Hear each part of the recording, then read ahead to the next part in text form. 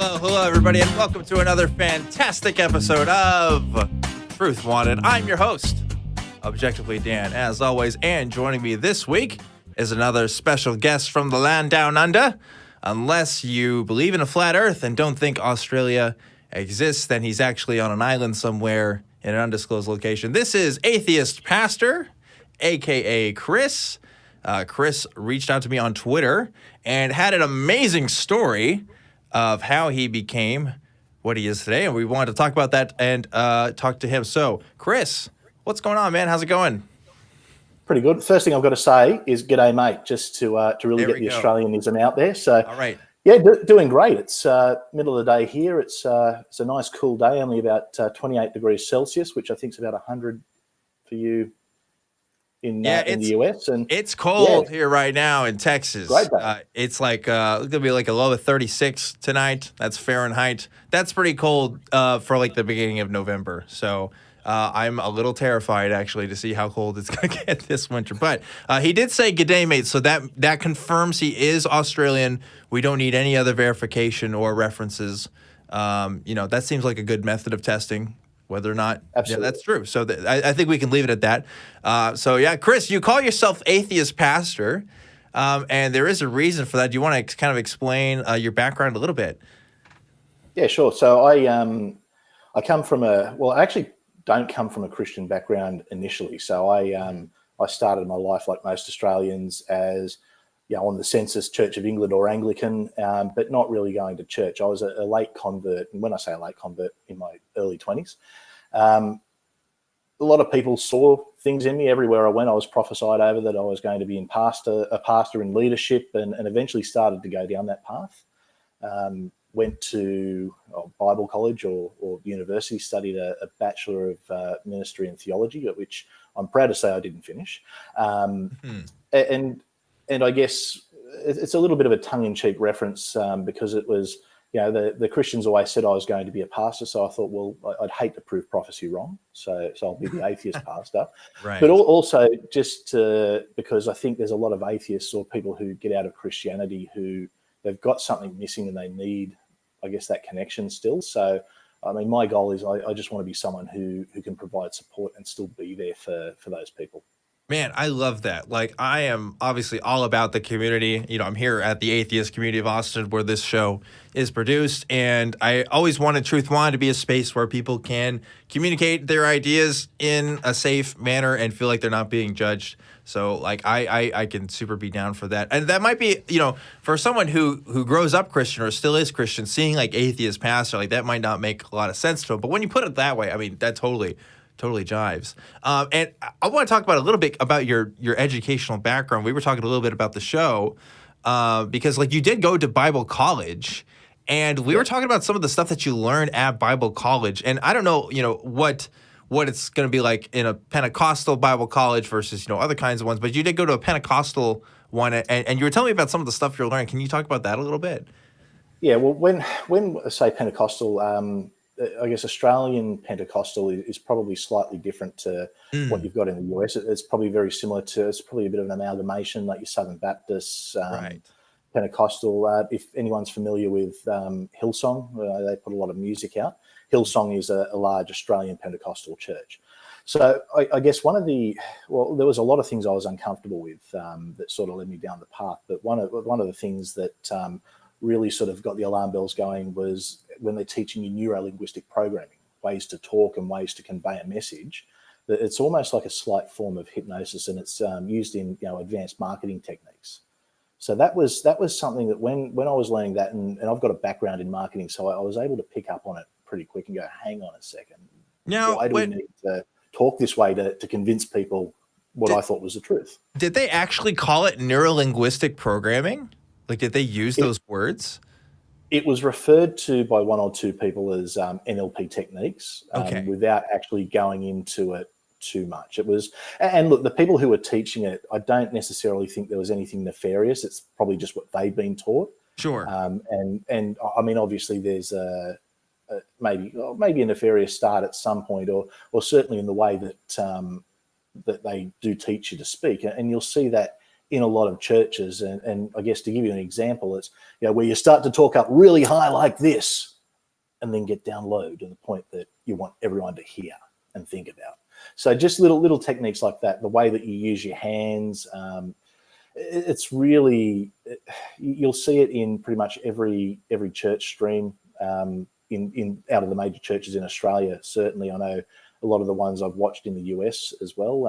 A few Texans I've watched over the years that will use the same techniques. So it's something that's certainly used. Well, the reason why I draw attention to this is because, I think traditionally the presentation of a pastor or whoever's up on the stage at the time, right, is supposed to come as like this natural thing, like almost like, I think the idea is like the Holy Spirit is working through these people to give their message out, right? And it's going to do the things that it does to give the message out in whatever way it can. But the idea that like these inflections in the voice, these techniques in speaking are actually taught ahead of time. It almost makes these experiences that seem to be, had the appearance of being personalized, actually, are actually designed kind of on the back end rather than something that's supposed to be hit like kind of in the moment, right? Yeah, absolutely. And I guess, I don't want to attack a lot of the pastors and church leaders out there, because I know when I was, when I'd be talking to people and I'd be using those techniques, I genuinely believed that I had the presence of God with me and it was the Holy Spirit working through me. And I guess it's part of, in a way, you almost self-hypnotize yourself in that way. You know that what you want to say, and you're obviously listening to yourself and thinking about what you're saying. And if it's coming through, I guess, very naturally off the cuff, that's very much, you attribute it, or I would attribute that to the Holy Spirit working through me. So I guess they're techniques that are taught and are used, and they are advanced marketing techniques. I'm very careful because I don't want to, I guess, denigrate a lot of the people who are in the church, because I think most people who get into church leadership do so with fairly genuine intentions. There's definitely some people who get into it and it's all about them and all about the ego and what can I get out of it. And I noticed that especially when I was within the worship ministry, there was always, every church I went to, there was always the one guy who could sing and he wanted to be the loudest, and we almost had like the fan club, the Christian groupie, so to speak. The Christian groupies.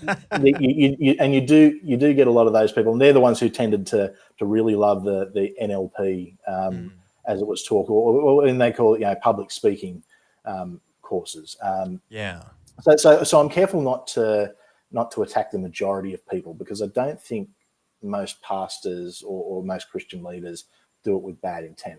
I know that when I was in there, I genuinely believed what I was doing was for the good of everyone. I believed what I was doing. I genuinely believed that the Holy Spirit was working through me.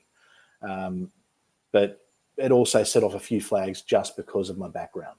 Yeah, so I want to talk about those flags, but first I do just want to remind people this is a call-in show. This is Truth Wanted, in case you're just joining us. This is a show where we talk about what people believe and why. I bring in guests every single week from all sorts of backgrounds to kind of talk about this. And this is a call-in show, so go ahead and call in on the number on the screen there. It's an empty queue right now, so go ahead and get in line here so we can get some calls going. And until we get some calls here, I'm going to keep talking to Chris, the atheist pastor. Come have a chat to an Aussie. How many Americans out there have had a live conversation with an Australian? That's right. Look, he may not. And flat earthers out there who might not think Australia is real, because I know that's a subsect of the flat Earth movement. Absolutely. Let's question Chris to see if he's quiz me on it. Faking his background here. But anyway, no, seriously, guys, come on and call in. Chris has a really interesting story here, and I want to continue talking about that story. So you started off doing the Bible college stuff, and you did the worship ministry stuff for it sounds like a couple of years with some different groups, right? Yeah. And so mainly. Yeah, so what was how did you go from doing all that to being where you are now, actively speaking, in disbelief of everything that you were doing? Well, I guess it was a long and hard road. The NLP stuff, that was one of the flags that went off. I think most people who read the Bible and actually study it in depth, there's always going to be some things that will pop up and make you sort of go, hang on, this doesn't seem right. I know a lot of the things that are spoken about in the atheist community, errors in the Bible, and some pretty horrific stuff. What probably the first thing that hit me was, and keeping in mind, I didn't come from a Christian background. I was the only convert in my family. My wife, I actually met her in a church, and she was the only convert in her family. So how old were you when you converted? Early 20s, about 22. Wow. Okay. Got it. I'd sort of been on a bit of I guess what I'd call a spiritual journey before. I was looking for something. I looked into a lot of different things to see if there was any truth out there to anything. Had a friend of mine who I worked with who basically challenged me on a few things, dragged me along to a church. As the process went, I put my hands up, got saved, and got embraced by a community, and that was probably something I needed at the time. And just sort of found myself really getting into it, found a bit of a place of belonging, and it led me down that path. But so when I was at Bible college, one of the things I'd always struggled with was evolution versus young Earth creation, and it was a struggle for me because at one point I was teaching Kent Hovind's stuff in scripture classes at school, which never seemed quite right to me, and I always had the issue with. So we were it was Introduction to Old Testament actually was the class, and I actually raised the question about, well, how would evolution fit into this? Is there a way that it could be looked at as poetic? Could it be any other way that old Earth creationism could fit into this? And I actually got laughed at. And for me, I was somewhere where I was taking it seriously because that was the path I was going down, but also because it was a scholarly interest for me. I'm someone who likes to read. I like to study, and I wanted to dig in. I wanted to understand it better. And for me to sort of bring up evolution and have the lecturer and the entire class sort of laugh at me, I just sort of thought, well, where's the open mind? Where's the discussion?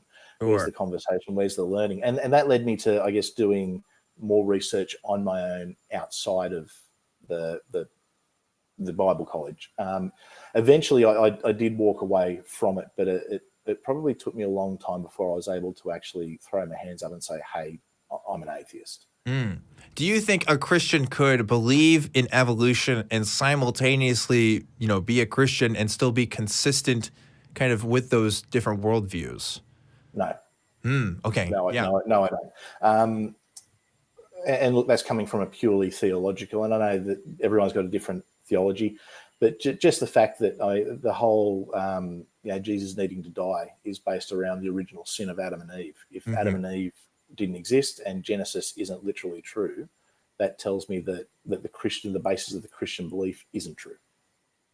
Yeah, that's interesting because I always grew up. Evolution was never like a problem for me. I always believed that the Earth was millions of years old, and by the time I really understood, finally got an education on what evolution was, by the time I got to high school, I was like, cool, makes sense to me. I didn't really put two and two together in my head as far as like, wait, this Christian worldview, this idea of like, what the Bible specifically says, and then, what a lot of people say about evolution, like, especially if we're looking at, the actual timeline of events as portrayed in the Bible with like, well, this person begat this person and this person begat this person, like there is a number of people listed from like Adam.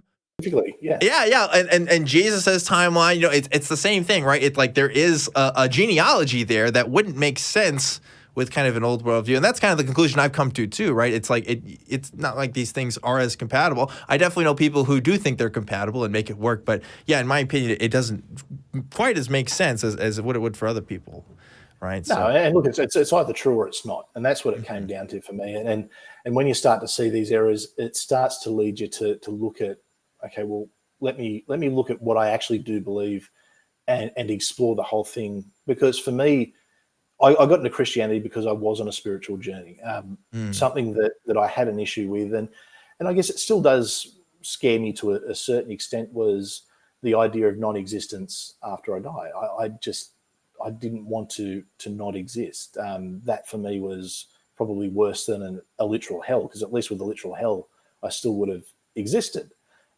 So I looked at a lot of different things. I sort of looked into everything from ancient aliens to I looked at the Mormons to I've always had Mormon missionaries knocking on my door for some reason. They don't anymore, funnily enough. They came to you. You weren't really looking for the Mormons. That's what it sounds like.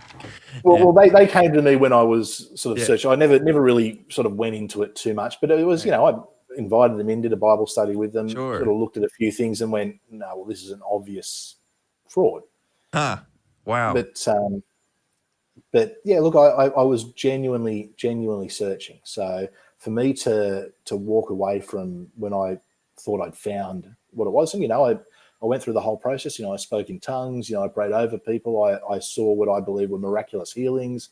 I had people within my group. We'd have a Bible study every week, and that I'd lead, and people would come around. I'd pray for them. I was leading them. So it wasn't easy to walk away.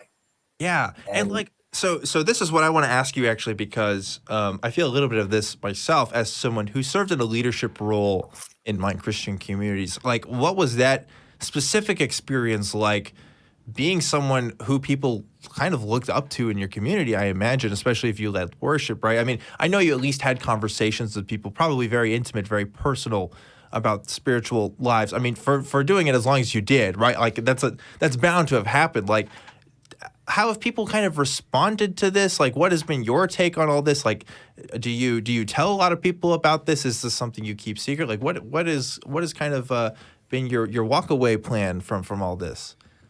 It's been a process, and I'm still working it out. There's people who obviously I don't go to the churches anymore. I did move to a different city from where I had predominantly gone to church, so with a lot of my Christian friends. So they didn't necessarily see me walk away from, they saw me leave the church, but they saw me leave the church because I'd moved to a different city. Unfortunately, the reaction's been pretty horrible. I've had a lot of people who were close friends who just don't have anything to do with me apart from, we might be Facebook friends and that's about it. We're not talking, we're not catching up. I had one guy who he reached out to me and I was actually pretty excited to hear from him. I was a groomsman at his wedding. We used to live together. We were really close, and he reached out and he said, look, I need to talk to you about this. I want to understand it. And great, let's have the conversation. Let's chat. And I basically bared my heart out to him and said, look, here's what happened. I don't want to try and change your mind here, but you're asking the question. If you want to understand, here's what I'm going through. And the conversation ended with him saying, mate, thanks for sharing that. We'll catch up again. Hey, can I pray for you right here? And we're in a cafe, and I'm just like, mate, did you not hear a single thing I just said? Yeah. I don't believe, and what I'd also said was, and if the Bible's true, the God in that Bible is pretty horrific. And if it was true, I wouldn't want anything to do with him. But it didn't seem to click. And that let's catch up and grab another coffee never happened. And that's been a pretty common experience. Every now and then I'll get a message from someone who, hey, want to invite you to this, something that's on tonight at the church, and God's really put on my heart that this is something you'll get an impact out of. And it'll be one of those messages from someone I haven't heard from because they haven't spoken to me for a couple of years. And I'll say, look, it's not really where I'm at the moment. And they'll go, oh yeah, I know. And that'll be it. I'll say, look, why don't we grab a coffee sometime? And that's it. And that's part of the reason why I'm doing what I'm doing as well, because you do lose a community. You can lose a community, and that's scary. And that being said, that's not the case with everyone. I've still got some friends who I think they'd love to convert me back, but they sort of accept I am where I am, and we're still friends regardless. That's really good to hear. And, I went through a similar thing where people were almost in denial at some points, and like they would still kind of do the Christian things with me, like they'd offer to pray and stuff like that, without realizing like that doesn't mean anything to me, right? That's not something that I take. I don't take offense to it necessarily, but it is just like, well, it does sound like you're not listening to me. Like you're not making me feel comfortable in all this, And that's the upsetting thing. I think when you are honest with people who have been close friends and who you've had, you've shared a lot of yourself in your life with them, and you tell them something and it's in one ear and out the other. They just haven't heard what you've said, or because rather than actually wanting to hear what you're saying, their goal is, how can I convert? How can I get this scalp? How can I, if I bring Chris back to the fold, I mean, what a big win that's going to be for the kingdom of God. Well, I remember when one of my friends first told me they were atheists growing up, I was genuinely scared for them. Like, I was fearful of them, and I was scared of like what they had become almost. I was like, wow, like you're like this different person now. Like, you're not who I thought you were. Like, this is something new. But then when I started having those experiences, I now understood what he felt, right? It's like, oh, like I am still the same person I am before. I'm just being more honest with myself about my reflection on things. And I wasn't being as honest before, because I definitely towed the party line sometimes of like, yeah, I'm going to say I believe these things even if I don't. Like, that was definitely a phase for me for a while. I did that for years. Yeah. I claimed it even though I didn't believe it, because I was afraid of what I would lose. Right. Because like there is something to lose there. Like that community that you're talking about, like the sense of belonging, the identity, the afterlife. I mean, that's a lot. And it almost seems like there's not as much to gain, right? Because there's the isolation, there's the trouble with the people, communicating with the people in your community. The only benefit you get is, well, at least I'm being honest with myself, right? At least I think I'm trying to live more truthful. And then you meet other atheists, and that's kind of cool. But even here, it's still a minority. I imagine, maybe there's more atheists in Australia that you can talk to than in where we're at here in the States. But I mean, that's going to vary wherever you're at, right? So that's there's definitely more atheists in Australia, but not really. It's because we're so laid back here. I think 50% of people say that they're some denomination of Christian, but it's generally it's cultural more than anything else. Sure. I think, the stats that we were told when I was at Bible college was about 10% of people in Australia are actually church-going Christians. So there's not a huge atheist community, even though a lot of people are probably atheist or agnostic or really just don't care. So it's what you'll find is the churches in Australia tend to be probably that little bit more fundamental in the mainstream. But then when you're getting out, the support structures aren't there. And that was something I guess where I'm a little bit, jealous of you guys in the States, where you've got great things like the Atheist Community of Austin. We don't have anything like that in Australia. I got to say, though, the Atheist Community of Austin is a special place. Like, we really are this kind of liberal bastion, I think, as Matt Dillahunty once put it, in the middle of Texas. You really can't find any place like it outside of Austin here, but yeah, I agree. Like, I am definitely super lucky to be a part of a community here, and I wish anyone else well who's trying to look for local communities themselves. Of course, we have the internet now, which is very helpful. And Truth Wanted is a community in itself, which anyone is happy to join, both theist and atheist. Speaking of which, I do have a theist call here that I'd like to get to, and a bunch of people have called in since we started talking here. So are you ready to get to some calls? Absolutely. Let's do it. Cool. Let's do it. I want to go to first David in New Jersey. Hey, David, I see you're a Christian apologist who wanted to ask Chris some questions. Is that right? Well, can you hear me? Yes, I can hear you, David. Hey, David, how are you? Well, I've been listening. Hi, how are you? I've Very been good, listening. By the way, Dan, I do like your show. Thank you. I like your mannerisms, and I like how you approach everything. I'm kind of been at this a while, and I think the most important thing anybody ever does is try to decide if they're going to believe in God or not. I definitely think it's important. Yeah, for sure. I can agree with you there. I can't be any more important. I mean, that's in life. It's one of our biggest goals, or most important things we have to work our way through. I have a website, by the way. I don't want to advertise it so much. I mean, I'm not after, but I used to do some evangelism in Washington Square Park years ago in New York City. That's in the middle of New York University. Okay. And I used a thing I call apologetic evangelism, which is based on what we call propositional apologetics.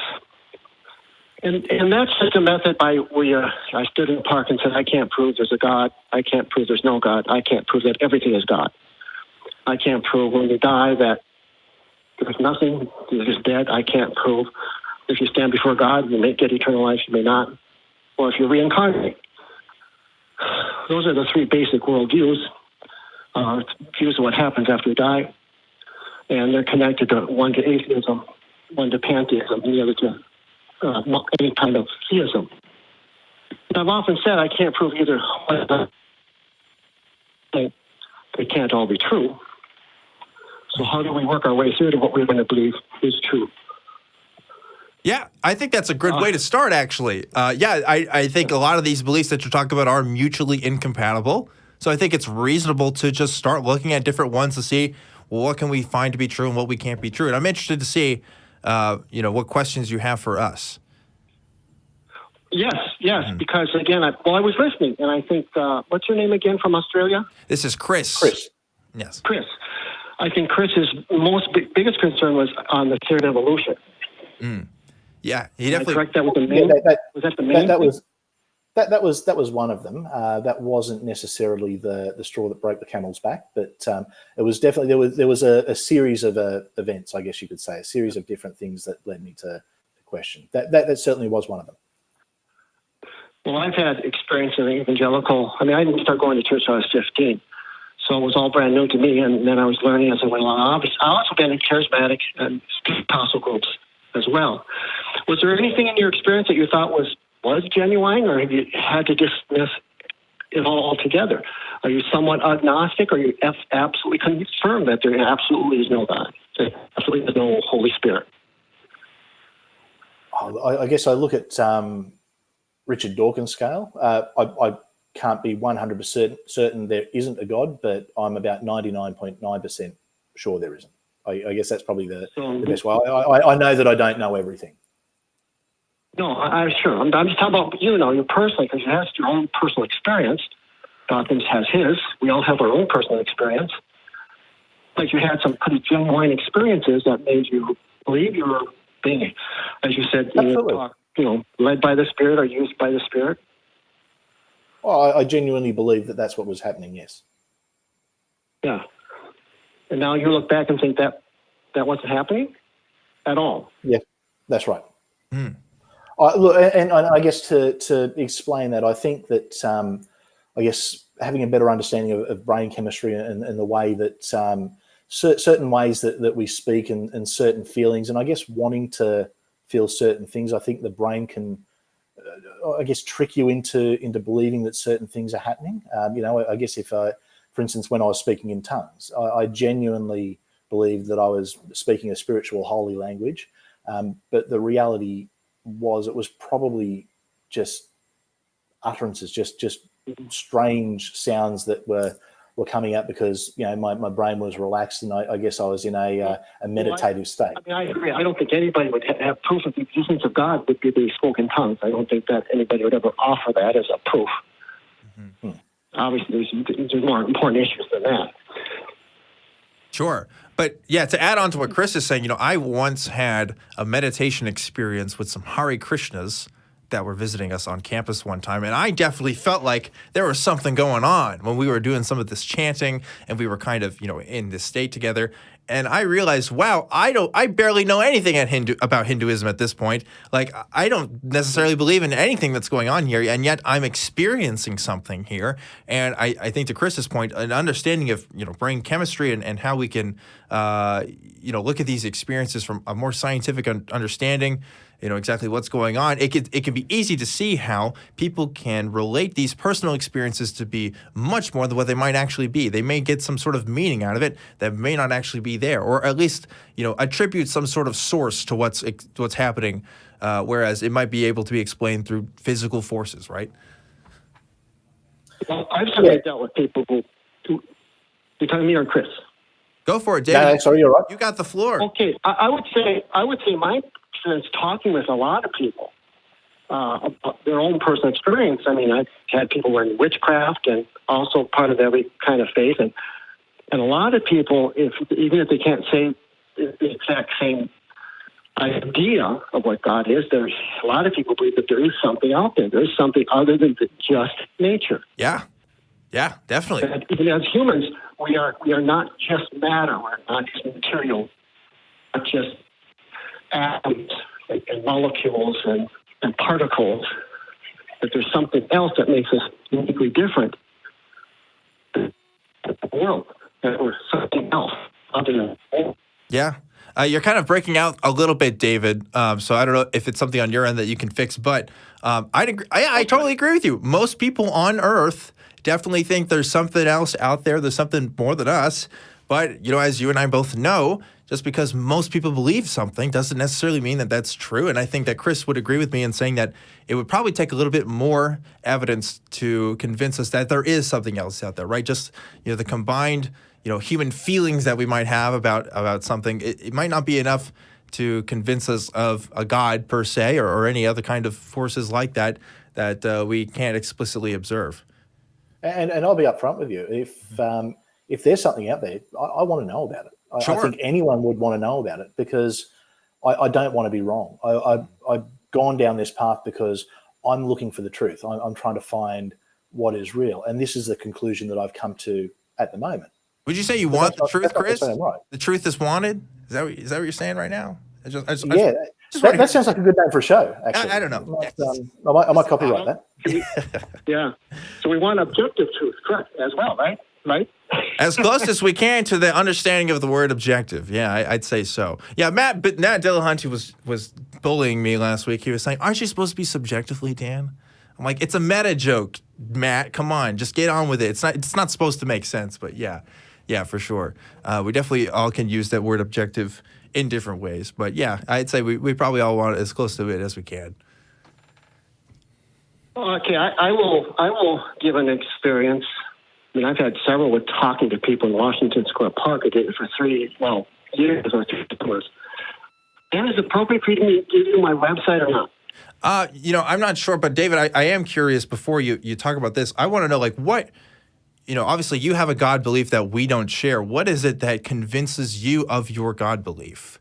If you could give, and obviously I'm sure it's multiple reasons, but if you could just cite one reason that maybe we could talk about, what would you say would be one of your biggest reasons of why you have your God belief?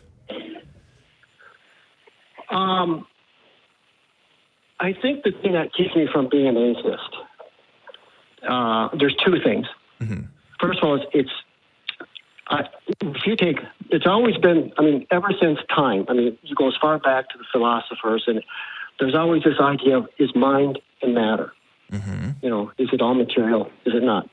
All the philosophers have been debating this forever. And I think it's best to just let people decide for themselves, because if I believe my thinking and my acting is something that I'm responsible for, and that I'm moving my body, that I'm not just, I think the conclusion of materialism is that we're chemical machines. We're just conditioned.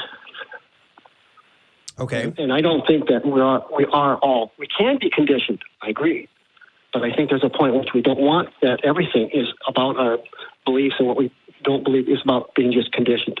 Okay. I think we should get out those propositions and make our choices. And the biggest choice of all, I think, is, are we merely materialistic conditioned beings that have come about by chance, by accident, have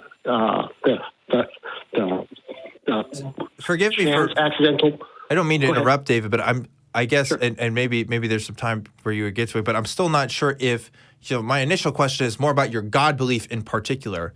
I think whether we're examining whether or not we're just material, I think is almost a separate question as to whether or not a God exists. Would you agree? Well, I think the difference is then, if we're not materialistic, if we're not just a product of chance and the accidental collocation of atoms, as Bertrand Russell says, mm-hmm. then I think that does mean there is a God. There is something supernatural. There is something above nature. See, I don't know. I think those are the either-or questions. If there is no God, everything's natural material. See, if not everything's natural material, then we have a case for God. I think that's a fallacy. I think that might be a binary answer there that you're trying to make, whether either there is no God or there is a God, but there could be other explanations. There could be multiple gods. It could be the reason why we're here is because of aliens. It could be, I don't know, like the Christian God in particular, I think, is a very specific conception of God, right? And so God is a non-material mm-hmm. and God would be mind. God would be the mind? Non-material, and it would be mind. Okay. And whatever that is, we don't understand or know, but see, these mind behind the universe. See, these are propositions. Again, I sorry, I really don't mean to interrupt, but it's like these are specific propositions please. About a God that, like, I don't think we've even quite established yet. You know, like I just, you know, your specific God belief is really what I'm interested in, and I understand that, like, obviously you've read a lot about the subject. I mean, you mentioned Bertrand Russell, right? I mean, you obviously have an understanding of the philosophy of religion for sure, and kind of the qualities and materials of God, but. You know, for Chris and I, it's hard for us to even get to that point where we can describe the exact features of God. We don't even exactly know what God is or if he's even there, right? We have to be able to, like, see something first and then, like, pick out what he is afterwards instead of maybe attributing what he should be and kind of projecting that. Does that make sense? Well, I think that's one way. I don't think what you're saying is the only way. I'm saying that the best way, as in my experience and from my studies, is you have to ask the most fundamental, basic question first. You don't go for the particulars. You have to ask the biggest fundamental question. Why pursue what God might be like or not be like if you haven't decided that there is a possibility that something other than nature, other than matter exists? Well, and that your own mind, that your own thoughts and things, that you have a soul, that you are not just, that you have a soul, pointing to that something exists that is non-material. Yeah, then you go from there. I think the big questions, and then you go into different branches and see how they argue their case. In other words, if I say, that's why we did in Washington Square Park, I said, make your case. Why do you believe there's no God? Why do you think everything is nature? And what are the implications of that? What does that mean to the meaning of life? What does that mean to how you think and how you know, and how do you validate the things that you know? Yeah. And we would compare those things. Is this a method that you would use with other things to find their existence? Or are we just, you know, talking about God in particular? Like, for example, if I wanted to know if this cup existed or not, would I use the same methods prescribed there? Would I use something else? Or, you know, is there something about God in particular that we can't use other methods that we would use to find, for example, whether or not this cup exists? Why we can't use it on God? Well, obviously we approach the subject because the subject has been well debated, so we can look at history and look at what's been done. That's why we go to school and educate ourselves to see how these arguments have been created and how they're structured. Why did Aristotle believe there's a God? Why did Plato?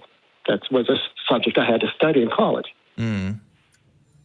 It's interesting you bring that up, actually, because am I right to assume that the God you believe is the Christian God? And I guess, is there any particular denomination or, you know, Catholic, Protestant? I have a particular theology. I call it dynamic free theism. Okay. Dynamic free theism.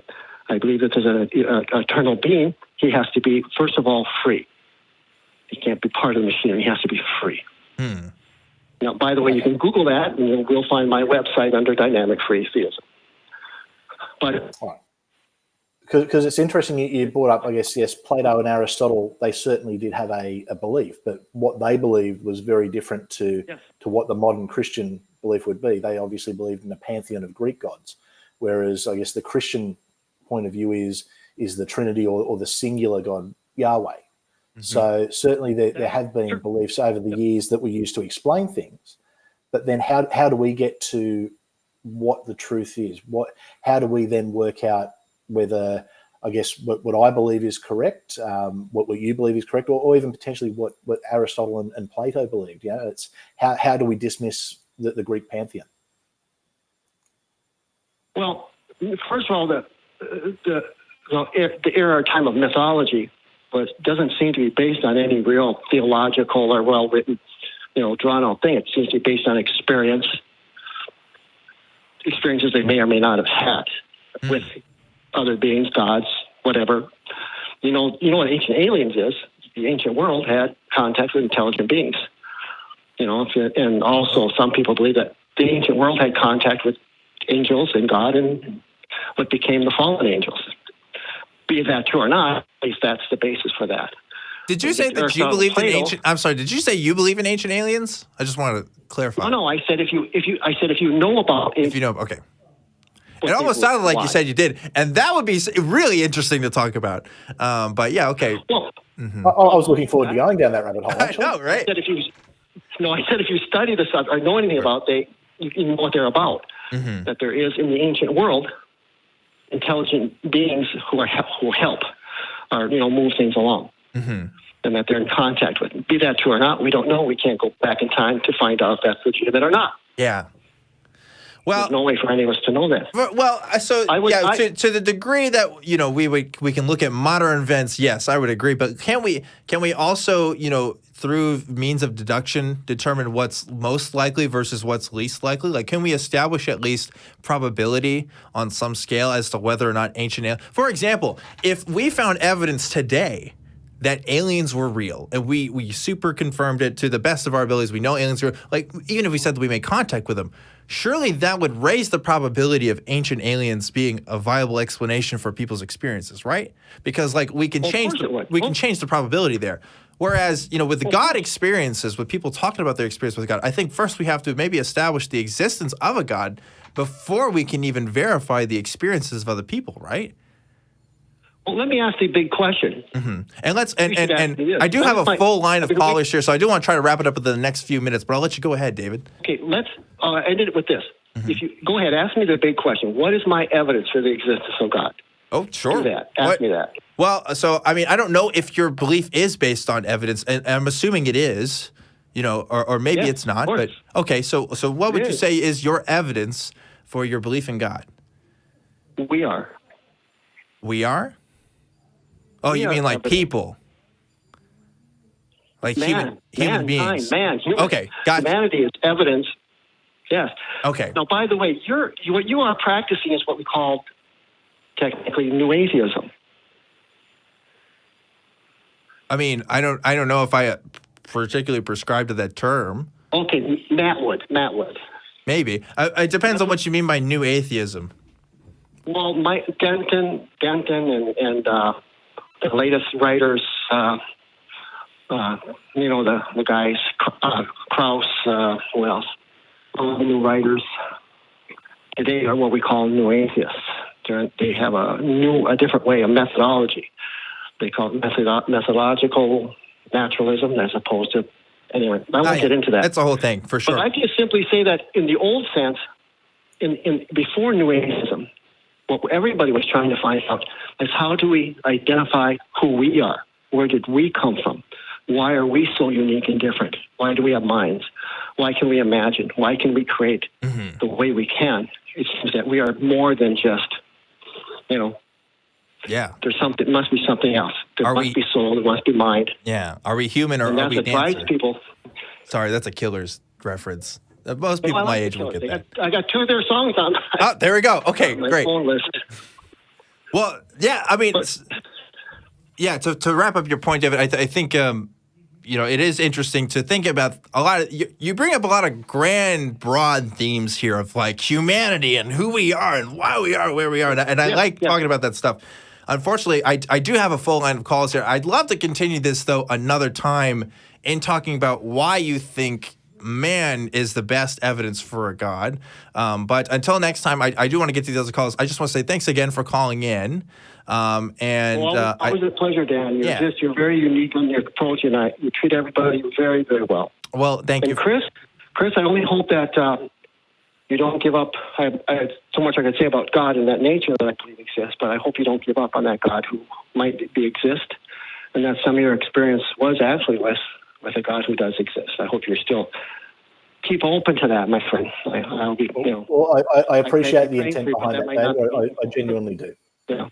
There we go. Well, David, thanks again for calling. I hope you call again next time so we can talk about this more. But until then, take care and have a great night.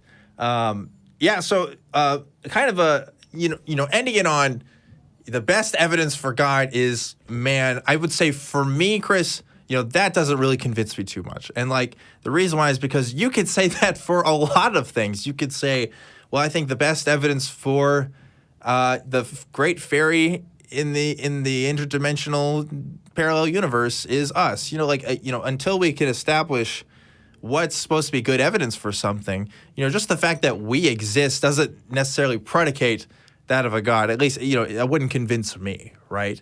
No, well, the fact that we exist is also evidence of, I guess, what the scientists are saying about that evolution, the origins of the universe. You could also say that that's evidence that we were biogenetically engineered by aliens. It's a very loose term, and I can appreciate what he was saying, and I guess the intent behind it. But I would need a lot stronger evidence than that. Yeah, and one thing about conversations like these that I think it's hard because we go down a lot of rabbit holes here. I try to get to the point of a lot of these questions. Very simple. I'm just asking, where's God at? What is it? How do we know? And I felt like we were going all kinds of tangents there, and it wasn't as satisfying to me. We're not establishing what God is, who God is, how we know the qualities that he has, and what we can confirm. And looking at the personal experiences of other people, I think, as we've talked about, has weaknesses. We both have at one point claimed in our lives that the Holy Spirit was in us. That was definitely something we've said. And we have recanted that, at least for ourselves, right? So personal testimony on that kind of level isn't as reliable as some other kinds of evidences that we can find. Not to say that personal testimony is entirely useless, but it's definitely not the strongest thing we can put on the table, right? And you've got to remember the placebo effect as well. I mean, I remember years and years ago, even before I'd gone down the Christian path, I remember having a headache healed with Reiki. And I was convinced that it had done it. And realistically, now I know it was most likely a placebo effect. Yeah. And people do placebo. And I guess that's when you're feeling, or I guess for me, when I look back and say I was feeling the Holy Spirit, what was I actually feeling it? Or did I just want to feel it and convince myself that I did? And I'd probably say it is the latter. For sure. We have a bunch of people who are willing to talk to you today, Chris. So Awesome. I want to go ahead and go to our next caller here. I'm going to talk to Stan in Pennsylvania. Hey, Stan, you are on the air with Truth Wanted. What's going on? Hi.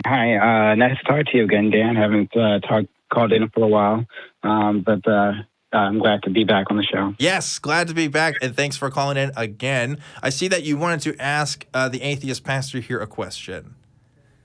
Hey, Stan, how are you? Before I do that, though, I wanted to say that I'm an American who has met many Australians, actually. I've traveled the world. I've never gone to Australia, but I've met lots and lots of Australians traveling. They're everywhere. And I got to say that, almost without fail, my experience with Australians have been excellent. They've been so friendly, and it's always a good time hanging out with them. Okay, but so if you want to find an Australian, find your nearest hostel. Listen, Stan, Australia is not real, though, right? It's just... no. Yeah. Of course. They're coming from a dream, a fairyland. Yeah. Of course, denizens of an imaginary Neverland are very friendly. Whose bright idea would it be to make an island full of criminals? I mean, that's just insane. That's not real. That's fake. That's a fake thing. Anyway, so Stan, thanks for the kind remarks for Chris here. Thanks for calling back to the show. I did see that you wanted to ask us a question here, so go ahead and ask away. Yeah, sure. So when our pastor here started talking, he mentioned all of the tricks that were used by pastors. I'm not sure we can call them tricks, but just the techniques and methods used by Christianity in general to bring in believers. And so I was wondering, should atheists use similar techniques to bring people back on their side? Is it ethical that we do something like that, especially if we know what we're doing, if we're doing it specifically for that reason? And would it even be effective? What a great question. Really good lot of questions. Would it be ethical? I don't know. Would I do it? I guess for me personally, no, I wouldn't want to use those advanced marketing techniques or the way I speak to try and trick people. And I don't think you should need to. I think if we're looking at what is true and what isn't true, that should be a personal journey that people take. Now, there's nothing that I can say to a lot of people that's going to convince them that either A, there is a God, or B, there isn't a God, because I don't think that's something you can be 100% certain of. I think where people start to use, I guess, the marketing techniques to bring people in, it's probably more for self-gain rather than actually getting a message out there or sharing their experiences in a genuine way. I have a very different answer to this. And, my response would be, we are constantly using techniques on each other when we're talking about these subjects all the time, whether we're consciously recognizing it or not. And I'll give you an example of this, okay? The difference between when I'm talking to somebody about, discussions of God and atheism, and let's say like when Matt Dillahunt is on AXP or when Eric is on Talk Heathen, we're all talking about these things, and a lot of the times we might be convincing people of our ideas. I try to be I'll try to be more neutral, but I do have opinions on things at the end of the day, and I might try to convince you on an idea one way or the other. I'm going to be using techniques based on what I think is effective for people. For example, if I'm talking to an atheist about something and I want to say that, I think that this is true, I might use a publishing from a scientific journal to back up my point. Whereas, if I'm talking to somebody who's more religious in nature, I might talk about a personal experience that affected me. And that might be more convincing to them than what's published in a scientific journal. Whereas it might be the other way around for an atheist, right? So I think we're always kind of using techniques. I think we can't avoid the idea that we're using techniques. Some techniques are more, we can pin down more than others. The ones that we were talking about earlier was this idea of doing different inflections in our voices and kind of spacing out our messages to hit emotional high and low points for people when talking about our stories. And so that might be something where we can look at, we can say, hey, he's using these rhetorical techniques here, but if we look at the basis of his arguments, they may not hold water. Whether or not we want to be rhetorical in the way that we present ourselves, I think is going to depend on the context. If I'm deliberately trying to convince somebody of an idea that I know is not true, then I would say yes. Obviously, using techniques that we typically use for true ideas, we don't want to do. But if I genuinely think what I'm saying is true, I might use the best techniques possible to convince somebody because this idea is true and that's what I honestly believe. And that's what would be most ethical for myself. So if we're talking about people who genuinely believe in what they're saying, then why wouldn't they want to use the best things that we have available to convince others of what they're true, So, yeah, that's my answer there. Maybe a bit more complicated, right? I've now listening to both of you, I'm actually not sure where I fall on this issue. Mm-hmm. I mean, it's hard. It's always that same issue of using the master's tools to dismantle the master's house, right? Mm-hmm. Is that good? Is it proper? But in the end, if we accomplish our goal, and I mean, I honestly do think the atheist standpoint is correct, Mm-hmm. And if we accomplish our goals of bringing more people to our side, and then using that newfound popularity to enact secular changes that would benefit all of the theists and atheists, then I mean, I guess would the ends justify the means there? I'm still not sure where I fall in this. Yeah, I think you've got to be a little bit careful with some of it, especially when it comes to using techniques like neuro-linguistic programming. What can tend to happen is people will start to follow that individual, and you don't want people to leave religion to essentially fall into a position where they're following, I guess, the atheist leaders or atheist influences in the same way that they followed, I guess, a religious figure or even.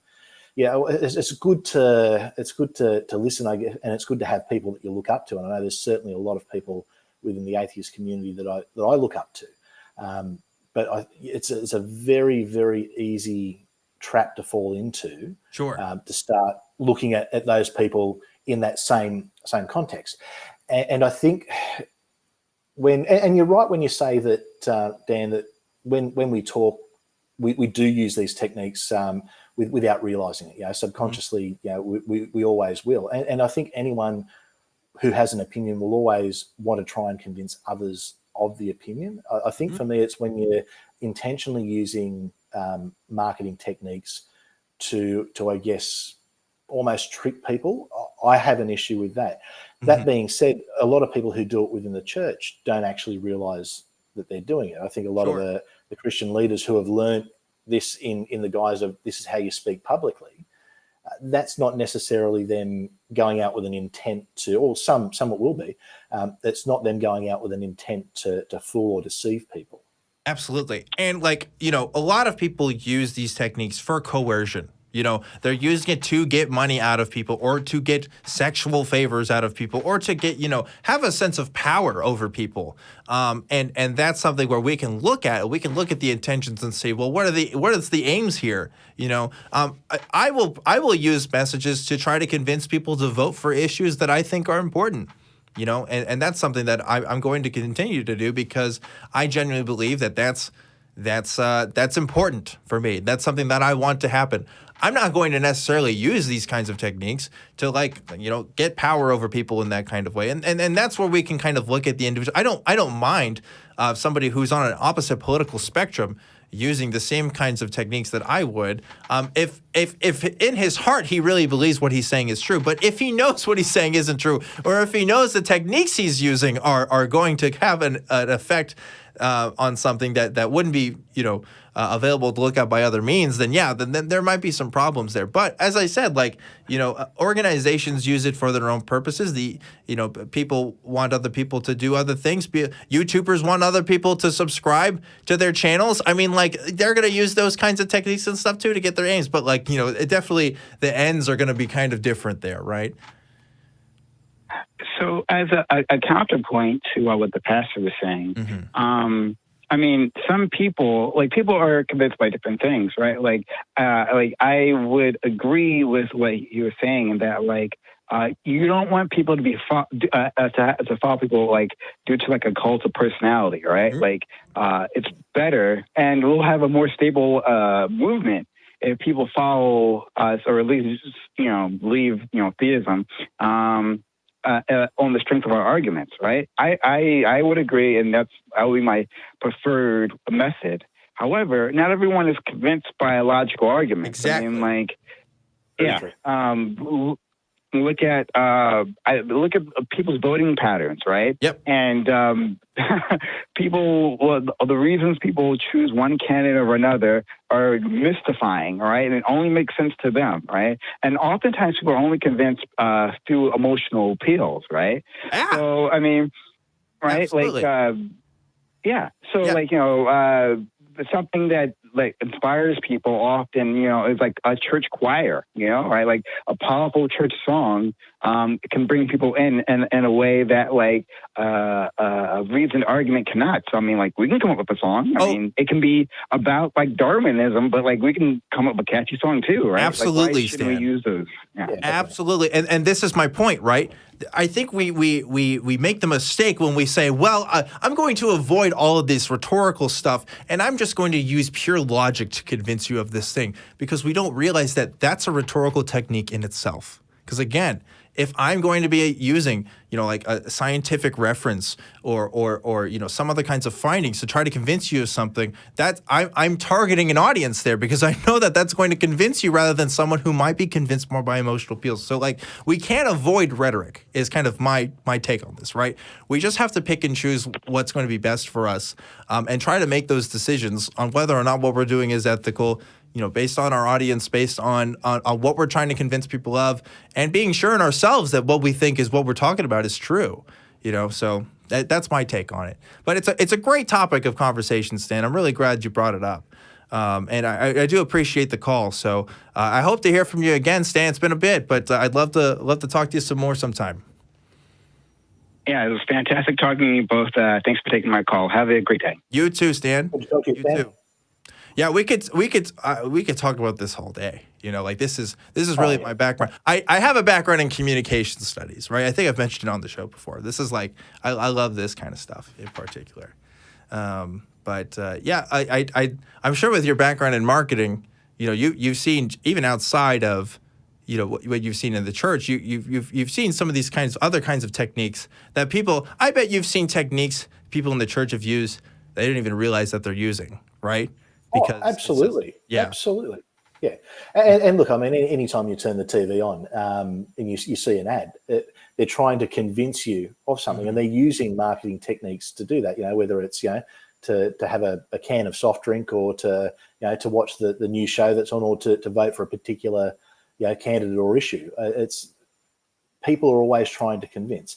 And look, I think when it comes down to, I guess we can only know what's ethical for ourselves. And I guess, would I use personally the techniques that I saw or we were being taught at Bible college? No, I wouldn't, because I wasn't comfortable using them as a Christian. I believe that the truth shouldn't need marketing techniques or tricks, because I think if you trick someone into the truth, then really have they found the truth? No, they haven't. Yeah. Wow. For sure. Yeah, I feel the same way as far as like what I've seen other people use and like how I've seen people talk to people. It's like I wouldn't say that to other people, because again, like those kinds of techniques don't convince me anymore, surely. And I wouldn't want to do the same. But like there's also the question of, well, if these kinds of appeals are good for the audience that we might necessarily want to talk to, maybe it's time we invest in some of those techniques ourselves to be more convincing to them. I think that's the other counterpoint here to look at. But I don't know. We have some other callers for sure. I don't want to get to. Yeah, again, we can talk about it all day. Like I love that kind of stuff. But I do have a caller here who we've talked to before. This is David Worley over in London calling in tonight. Hey, David, how's it going? Hey, Dan, can you hear me? Yeah, I can hear you just great. David, how's it going? Oh, I'm so tired. I bet. I was like, he's calling from England. It's probably like 1 a.m. over there right now, right? It's 1:01. All right. I called it. Well, thanks for calling into the show so late. I hope I'm awaiting your important message for us if you had to wait so long, right? Well, I picked up another one from the previous caller because they were obviously called David. I don't want to kick off anything, but I would personally define New Atheism as a slur towards anyone who successfully challenges the blatantly obvious flaws within theism from people that really ought to have a better grasp of morality. Man, okay, yeah. I'll add into that by saying I've never heard an actual atheist use the term New Atheist. I've only heard atheist detractors use the term New Atheist. It's definitely not something we use in the community, right? Mm-hmm. Not in the slightest. Not in the slightest. How are you, Chris? I'm doing great. How about yourself? We like the unholy trinity here.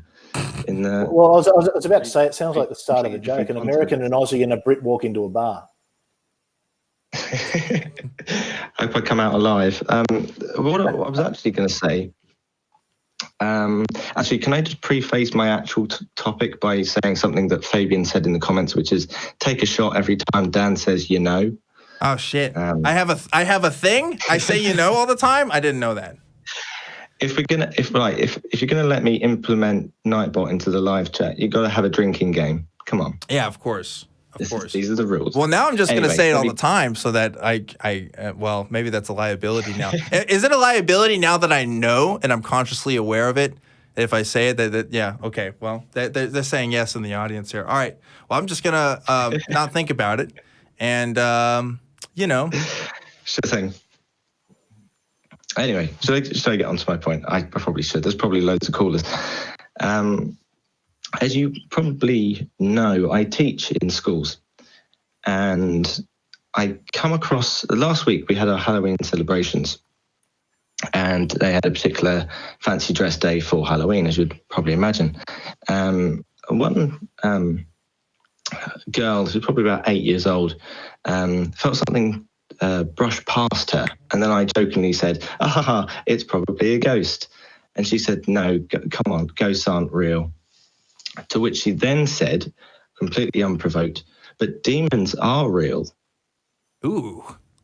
And I found that particularly interesting. Now, I don't want to go any further without asking you, what would you have done if you were in that situation? Whoa. First thing I'd say, why do you think demons are real? Just asking the questions.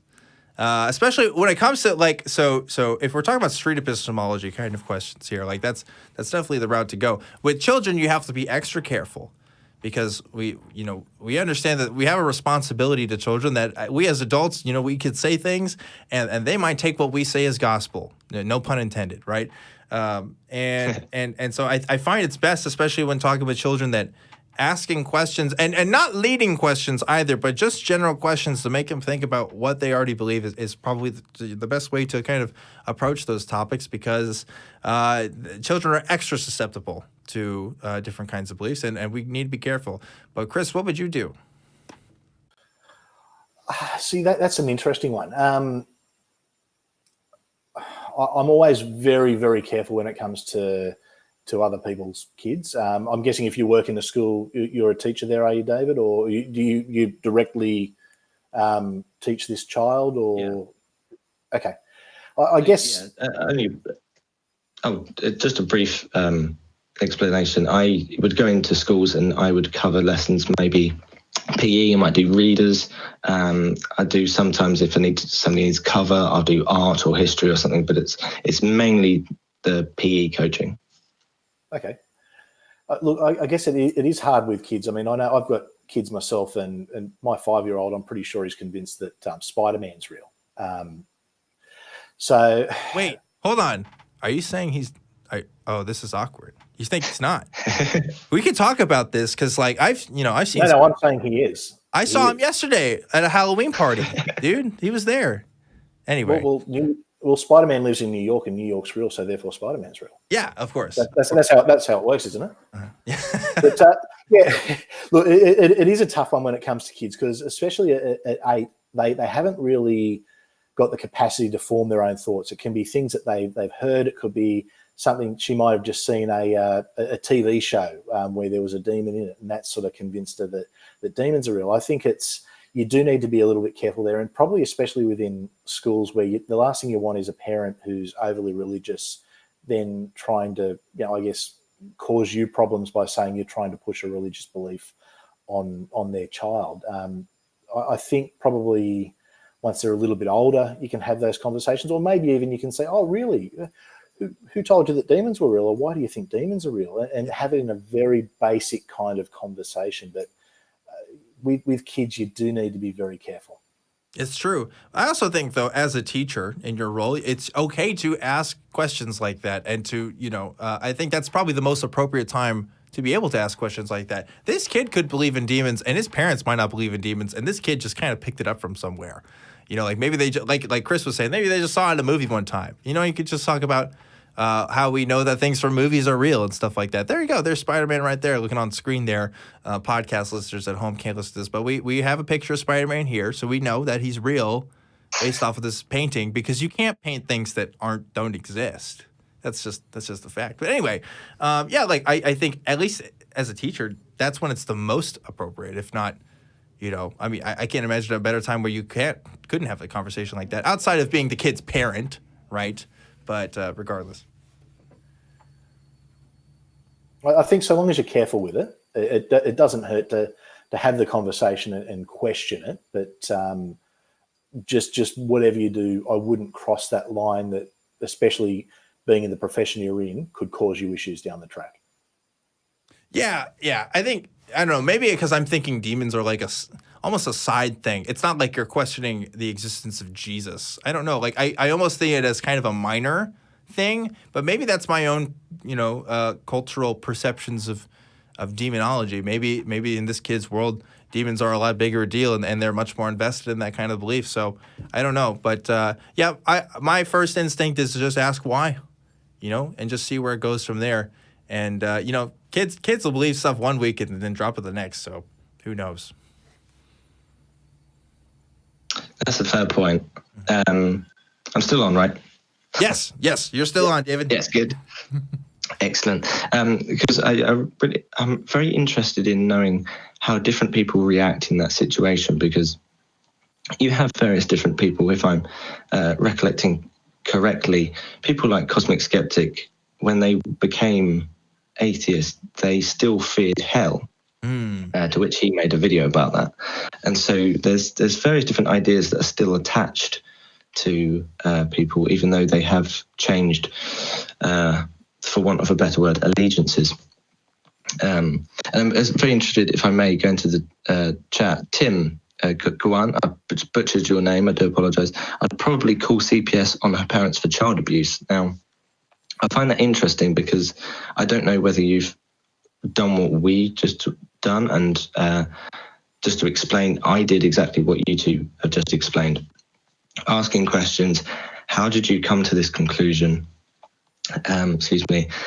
And she said she saw it from a particular YouTube channel, which I won't give the name of, but it promotes and catalogues these demons, or it might be spirits, every single thing. It's like it's documenting all the different lore and from the like other world or something like that. And so and in her words, she described it as the scientists said that people said it was true, and that people had died because of those spirits, whatever they may be, and it was proven that these creatures, whatever they are, had already caused that harm. So at that point, what would you do? Oh, wow. Man, that's an interesting one. Yeah, so she gives an explanation for her beliefs, and she says it's based on the opinion of scientists, right? And so that's you know, wow, okay. I'd have to think about that, especially because, well, the context is different from what I'm used to. I'm used to talking to adults that like to talk to me about this stuff. Exactly. Yeah. Well, it's interesting. I've been waiting all week to tell you this. Yeah. You know, yeah, I'd love to see the Pokedex for demons that she's got on here on YouTube. Maybe the next step would be to see, like, I don't know, like, you have to be careful. I would say, like, you know, like, can you tell from some things on the internet are true based on other things on the internet are true? You know, like, you know, because, like, just saying that a scientist say, like, obviously we both know a scientist did not say that, right? But, like, obviously she's getting some sort of sources mixed up, and she's coming to the conclusion that a scientist did say that. So unless we can really see the source, you know, that conversation, that would be a thinker for me. I don't know. What do you think, Chris? Look, as a parent with a child about that age, if my daughter was watching something like that, I'd probably want to know about it. So I would think that the best step would be maybe to, I guess, if you're not the regular teacher, maybe to mention to whoever the regular teacher is and say, hey, this is something concerning that this child has mentioned to me. Maybe it's something that the parents need to be aware of, because I certainly wouldn't want my daughter watching anything like that. It's, I think that's probably one that's doesn't sound like it's a mainstream belief. Well, you'd certainly hope not. If that's what's being taught at home, there's probably not a lot that you can do there anyway. But I'd certainly be trying to just let the parents know that, hey, maybe what your daughter's watching on YouTube isn't appropriate. Yeah, to go from a conversation, I would just say, you know, if I were to continue that conversation, I might say, again, like, how do we know that what the video says is true? Where do you think the video is getting ideas from? Like, and that's just a good question to ask for anything, right? I could watch, you know, a science video on YouTube versus whatever else, and there's going to be maybe a difference in quality, maybe a difference in how they source things. But it does get a bit more complex from there, and it's going to be probably harder for a kid to understand at that age from there. So, yeah, I don't know. I hope what we're saying kind of gives you some ideas there, David, if you have to talk to them again. But I'm glad that you at least opened up and had that conversation with them, you know, at least get them started to think. And I'd say, yeah, that's probably the best you can do in your position for sure. So keep it up. Good teachers are teachers who can make kids think, right? Yeah, thank you. I mean, you do hear that phrase from people like Richard Dawkins, like, we're meant to be teaching critical thinking in schools. And when you're actually in that position, it's sometimes that moment where you might think, this is that moment. What do I say again? But yeah, I also I think just sort of to wind this down, because there's probably other callers. Chris, I hope you're having fun. I certainly enjoyed it while I was sat there.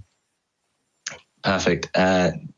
Dan, I'll have to get you back on my channel at some point, and I'll give you the deets to that particular YouTube channel. Heck It's yeah. really interesting. Yeah, I would love to see that channel. Definitely. We're going to hang out on the Discord here, the Atheist Community of Austin Discord, right after the show. So if you want to put it in the chat here and maybe also on the Discord, maybe we can take a look at it right after the show. And I'd love to see that. And those of you who are listening in and at home after the show is over, definitely check us out live so that you can join us on the Discord for next time.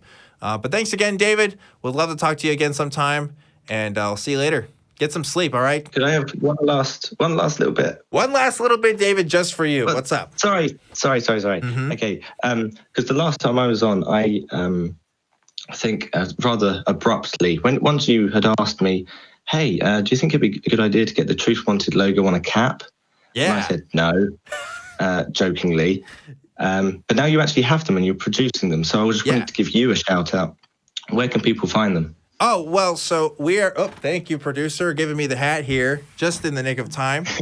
So these hats are not yet for sale. We're still working on getting these produced through the website. Definitely check out the Atheist Community of Austin website. And I will let you know for sure. This is the only hat of its kind right now. I think it got shrunk down to Mark's head size here, so it doesn't quite fit me right. But it's the only one that's there right now. But I will let you guys know when we're starting to get these together. We are slowly but surely making some merch. Again, if you come to the physical location, we do have some shirts for sale right now, but we're working on getting everything else. But thank you for giving me the opportunity to shout out my own merch here, David. Like I said, go get some sleep, and I can't wait to talk to you again, bud. Sure thing. Take care, guys. Take care. See you, David. Yeah, that's the stuff with kids. You know, that's hard. It's tough. It's a fine line. I know myself as a parent, I wouldn't be comfortable with people, I guess, talking to my kids about anything like that. But at the same time, I think there's certain situations where maybe you do want to. And like David was saying, it led down a path of this girl was probably watching some things that were uncomfortable. So, but I remember when we moved and my daughter went into a new school, they accidentally put her into a scripture class, which in Australia, a lot of the public schools have scripture where, you know, it's just once a week for half an hour. It's religious studies. And we put her down for ethics class. And she came home and she said to me, she said, oh, something happened today and I don't know how to tell you. I said, well, you know, thinking the worst, what's happened? And she said, oh, I was in the class for what I thought was non-scripture and they started talking about how Noah's Ark was real. And I know it's not. And I just went, you know, I saw red. I'm just like, hang on, why is my daughter being taught this at school? This is a public school, not a religious institution. And it was a mix-up. They just put her in the wrong class by mistake. But, as a parent, I was livid. You know, I was ready to march down to the school and say, "What are you doing? Like, who's teaching my daughter about Noah's Ark?" Yeah. But then, so I guess there is that fine line that you do need to draw when it comes to kids. You've got to remember that they don't have the same comprehension that an adult would.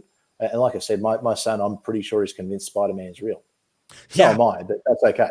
So, yeah, I think the line for me is just, you know, I'm never telling kids what to believe. I'm only asking questions. And even asking questions can be nefarious in one sense too, right? Especially if you're asking leading questions. But like just asking questions, how kids are thinking, kind of evaluating that. I think that is the role of an educator. I think a teacher should be asking kids why they think evolution is true, just as much as they think of just anything else is true. You know, like we definitely I think we should be examining our beliefs. I think that's a kind of a core tenet that I hold personally, that I think would benefit the world. So that's my take on that.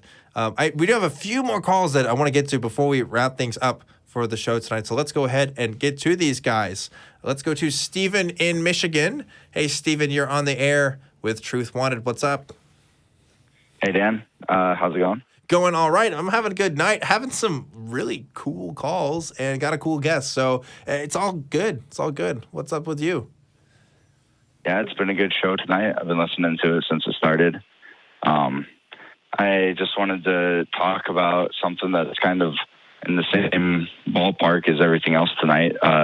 Belief and what does it take to convince you that something's true? So like we all have different scales of what would warrant a justified belief, from somebody, like having a friend tell you something and then you believe that something is true, to the maximum thing of, like investigating it yourself and collecting the information and whatnot. And so I was just wondering, like, for you or for the atheist past, what would your scales kind of look like to warrant a belief for against God? Ooh, for or against a God. Are we talking about any God or the Christian God in particular? Since you brought Christian, let's Christian God. But I think it's in it. Okay, you broke up a little bit there, Stephen, but I heard you say the Christian God. Heard it. Right. I don't know about it from many Christians. They ask, what would it mean to you God is real? Yes. I've been fun to just talk about what will it take to convince you that there's Yeah, you're breaking up a bit here, Stephen. So if you want to try to fix the call or maybe try to call back, we can get you back on the line. We're going to go ahead and just talk about this subject as we may be fixing your audio here. But let's, Chris, I want to hear your answer to this first. And I'll give my opinion, I think. I don't know what would convince me. I know that seems to be the standard atheist line, but I think it's a fairly genuine one. I have no idea, because if I knew what would convince me, I'd go looking for it. Short and sweet. I like it. I wish my answers could be so succinct. I'll try to make it as short as I can too. Yeah, I'd say even within Christianity, you're going to be talking about, you ask 10 different Christians what they think of God, you'll get 11 different answers, right? And so it would be hard to convince me of one specific, we'd have to talk about specifics. We'd have to talk about what we're talking about. And even within Christianity, there's some variance. So yeah, if you want to try to convince me of one specific kind of God, even in the broadest Christian sense, we're talking about Yahweh, we're talking about the mainstream kind of beliefs. I'd say, you'd have to show me how the God that you're talking about maybe matches up with how we understand the world, because how I understand the world, through natural forces, through evolution, through the history of humanity, there doesn't seem to be any room. It seems that God fits into the general scale, at least Yahweh fits into the general timeline of humanity and is like one small part of that humanity and not the other way around, right? We can point to other beliefs and other existences, other instances of people's beliefs in God, and they seem to match up on a grand human timeline and not that, a God first timeline, right? So yeah, that's my take on that. Stephen, are you still with us? Let's see if we can get with you again. Yeah, I'm still with you. Okay. I was trying to fix my audio a little bit. You sound a lot better right now. All right, cool, yeah. Well, that's kind of just what I was asking. Well, great. Much. Cool. I think the other thing to remember is if I knew what would convince me and I did go looking for it, if I found it wasn't there, then for me that would be a proof that there is no God. And it's not something I think you can prove either way. I don't think there's a definitive way to prove that there is or isn't a God. So what would convince me? I don't know that there's anything that would convince me. That's not to say that there isn't, but I guess if it was in front of me, or if something's in front of me, I can evaluate it from there. But what that is, I don't know. Yeah. Yeah, I don't know. I don't know where I heard it, but somebody said, if that all-knowing God did exist, then it would know what would take to convince us.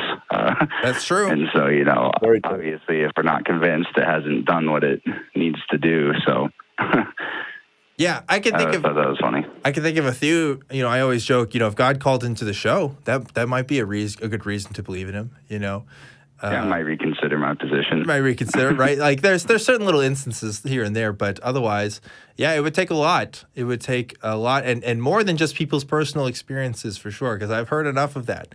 I've been around the block here enough, and I've been running this show long enough to know that personal experiences can lead you to all different kinds of directions. It wouldn't be enough for me. So, well, cool. Well, Stephen, thanks for the question. Hopefully, we got your answer there, nice and quick.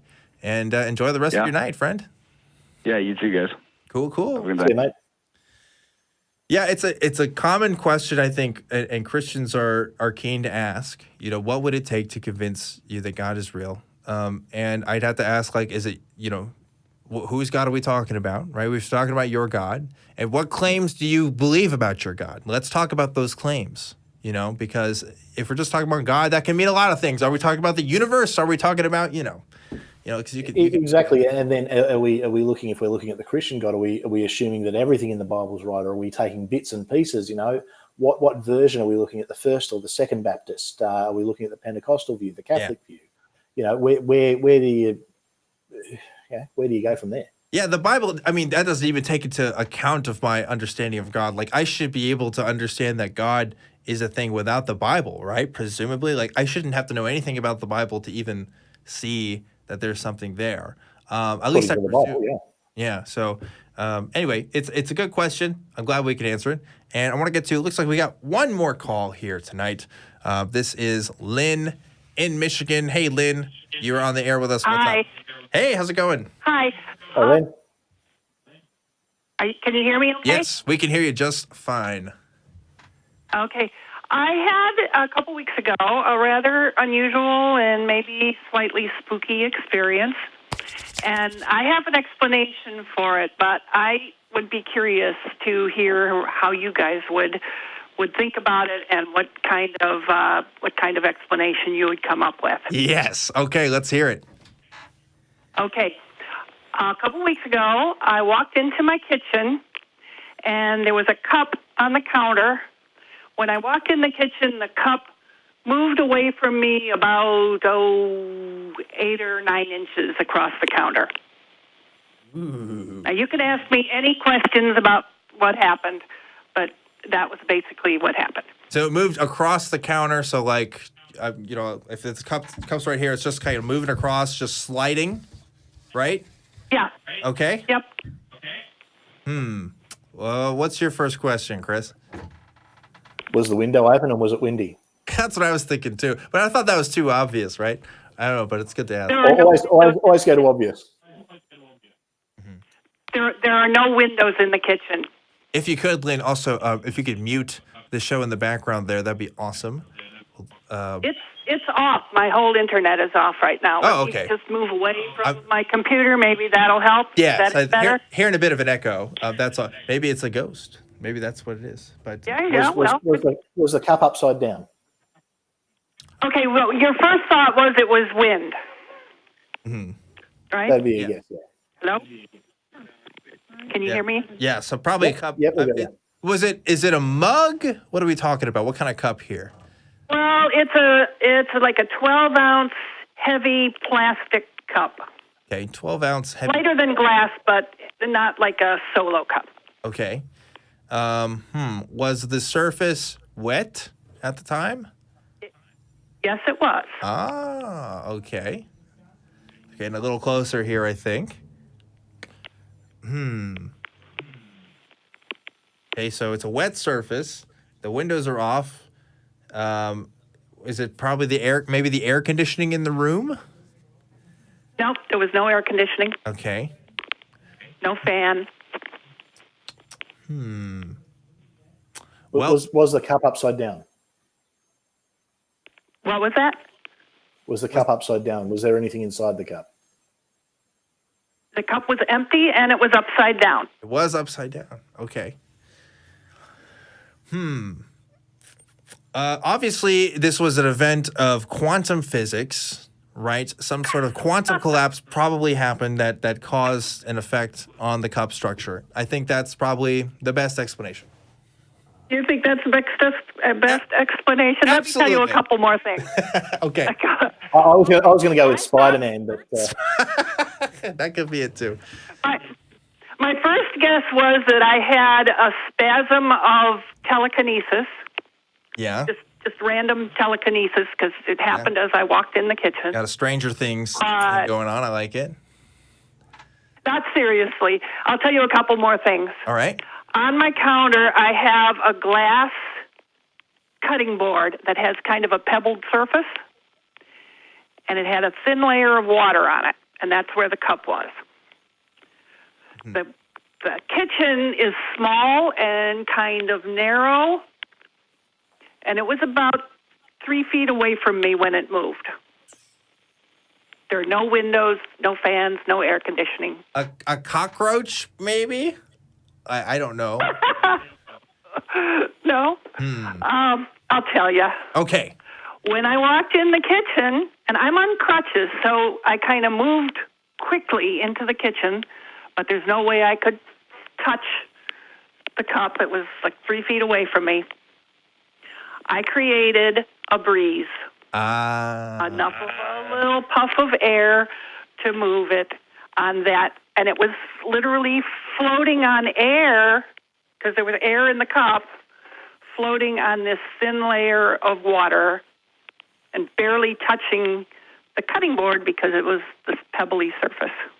Okay, there we go. I think that's a very reasonable explanation, especially if you just saw it as you were moving in, right? So you could see kind of a clear cause and effect there. Well, sounds like a mystery solved, gang. Found the culprit. Call Scooby-Doo. Because I just thought it was interesting, the kind of questions you ask.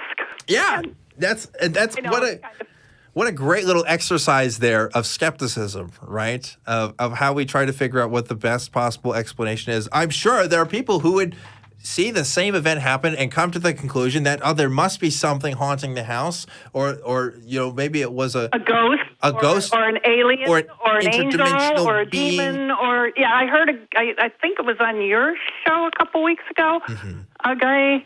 This is kind of what made me think about calling you guys. A guy who saw some bottles fly through the air. I don't think that was on this show. But yeah, for sure. He was sure they were demons. Yeah, I mean, this is way more common than what people think. There was a time somebody called into the show when they thought they saw demons when they had left a psychiatric hospital, but then they realized later in life that it was probably just bats that were around the building that he was seeing flying around. So makes sense. It's something that we humans like to try to find explanations, try to find the cause to the effects, and sometimes we jump the gun a little bit. But using our powers of reasoning, we can figure out that maybe there is a more likely explanation. So Lynn, that's a fantastic little story there, and a great way to end the show. Thanks so much for calling with that. I absolutely love that. Thank you, and it was fun. Awesome. Well, take care. Thanks, Lynn. Wow. We just talked about a lot of stuff tonight. How you feeling, Chris? We've covered a lot of ground, haven't we? Yeah. We went all over the place. I love it. This was a great show. A lot of variety on tonight. I would love if you could tell people where they can find you at. Sure. So probably the easiest way at the moment on Twitter is atheist_pastor. So I do have a YouTube channel. It's literally just set up, and I kind of rushed, knowing I was going to be on here today. I rushed a very quick intro video out, but that's Atheist Pastor. So you may not be able to find me in the searches yet, but if you put Atheist Pastor and exciting news in, you should be able to find the video that I uploaded last night where I basically talk about I'm going to be on here. Sweet. And guys, definitely go check Chris's out. And speaking of exciting news, I didn't mention this earlier, but I am actually going to be co-hosting the AXP show in a few days on Sunday with Jenna. It's actually going to be my first time hosting AXP. I've been part of the community for a few years now, but I just never got around to hosting. Anyway, they finally put me on the schedule. So look forward to that. Those of you who watch the other shows here as part of the ACA, I am really excited. So look forward to that. But if you want to find me, I am Objectively Dan. You can find me on Twitter at ObjectivelyDan. You can find this show on YouTube, Truth Wanted. You can also find it on Facebook with the Truth Wanted Facebook group. And if you want to email me, it's going to be truth@atheist-community.org. I'm looking for more people to join me as guests on the show, so please go ahead and message us here. I also want to give a quick shout out to the crew that's over here who help make this show happen every single week. They got the mug flying across the screen there. It's really fun. Fun stuff we do here. Everybody that makes the show is volunteer, including myself. So if you donate at patreon.com/truthwanted, the money does not go to me. It goes to this organization, the Atheist Community of Austin, to make shows like this one even better.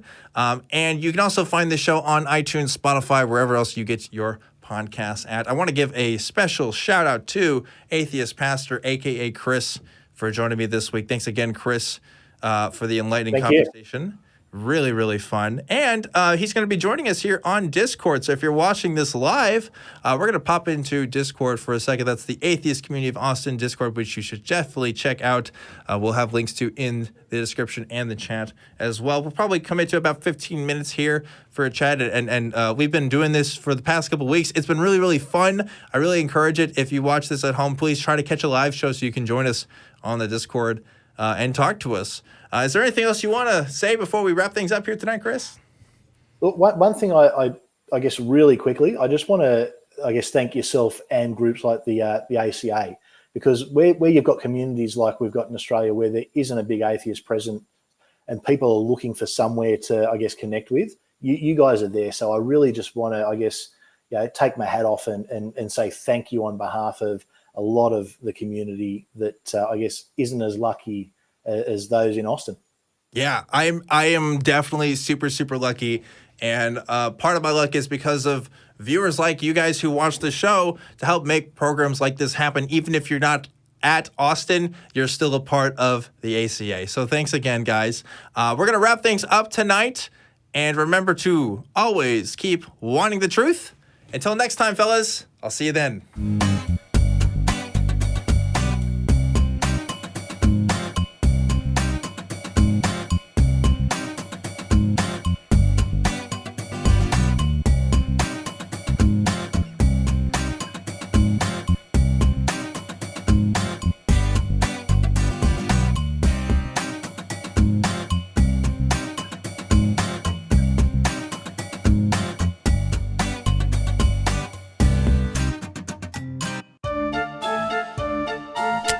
What are we doing, man?